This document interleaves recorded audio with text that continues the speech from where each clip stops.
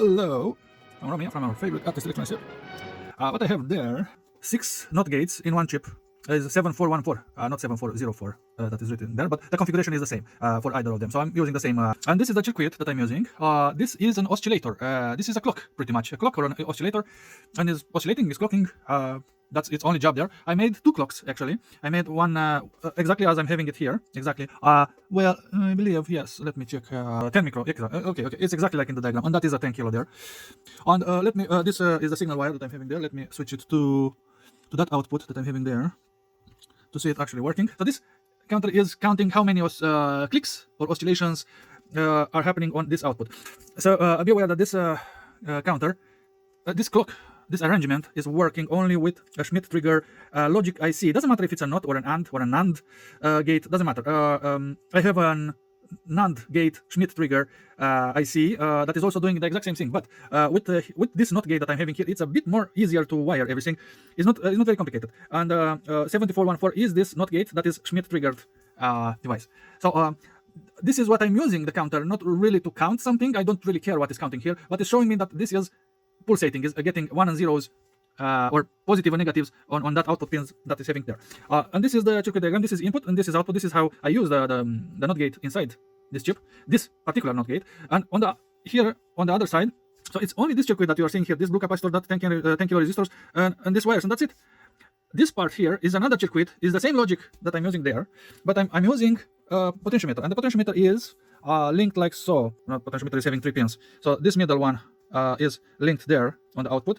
This left one is here linked, you see, there, and this right one is linked directly to the ground. As you can see, it's a orange wire there, is directly to the negative rail, and this is how I link it, and it's working absolutely fine. I didn't copy this diagram from anywhere. I made it, and this is the output. Is a bit yeah, it's exactly near the negative rail. As you can see, this is on pin 6, it's the output, and that is the input, and that's it. And now I can vary it. So instead, pretty much instead of this resistor of 10 kilo, I put a potentiometer. That's all I did. So instead of this 10 kilo that I'm having there, I put but I changed the capacitor. I changed it to 22 microfarads. It was a bit too fast. You see, 22 micro. It was a bit too fast, and let me put it back correctly. So I had to put a bit more larger, especially for the lower values that you know, the minimum that I'm having here, the speed is considerably slow. It's okay, as slow as I want. So this is 10 kilo. I have it there written. I hope you can see it. You see 10 kilo, the potentiometer, and this is 22 micro. Just to slow down a little bit, you know.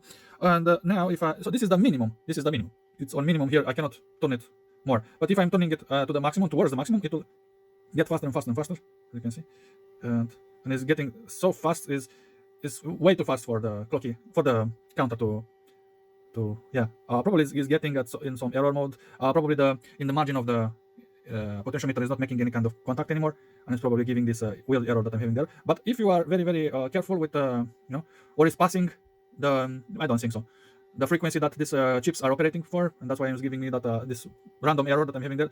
But if you are careful, you can get it very fast, extremely fast there. So yeah, it's pretty interesting.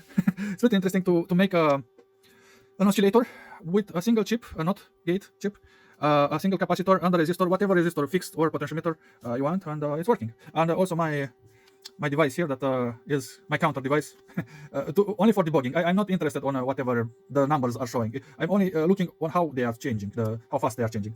That's what I'm using this for. And yeah, it's much more simpler circuit what I'm having there, comparative with my 555 circuit that I have. It's much more complicated, the 555 circuit, than this. This is way more simple and very interesting. It's very interesting. This is 100 kilo. You can see there.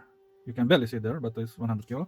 And if I'm changing this 10 kilo with this, it's still running, but it's very slow. See? And if I'm rotating it, it's running. Yeah, it's not giving me that error on the maximum for some reason. Probably it's making some weird contacts here that is you know, putting on hold something. But this on maximum is just this is very slow. Yeah, super slow. Yeah, pretty cool, right? I think so. Yeah, this is it. Thank you very much. I hope you like it, and see you later. Bye bye.